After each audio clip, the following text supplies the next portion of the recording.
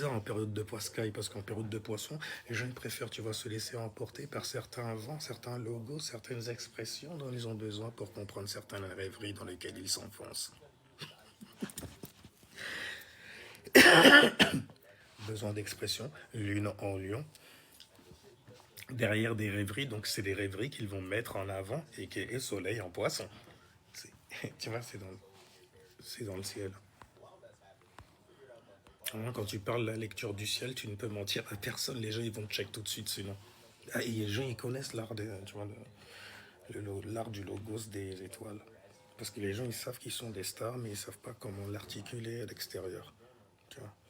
Et il y en a, en fait, ils le font naturellement aussi. Souvent, c'est des personnes qui ont une croyance très très légère sur certaines choses. Ils ne sont pas densifiés dans une croyance. Tu vois.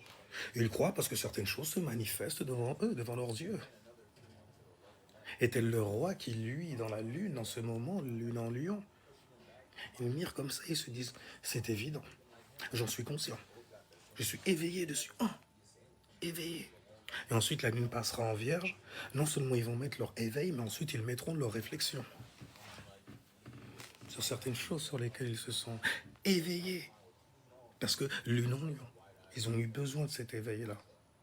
Mais après, il y a une réflexion qui vient, qui viendra mettre les choses à plat.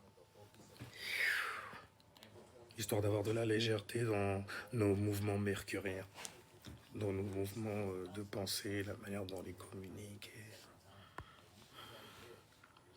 Je suis taureau. Ouf. Parce que je parlais justement de relations basées en fait sur certaines croyances abrahamisantes. Et même si je ne suis pas ou plus abrahamisant, il y a des choses en fait qui font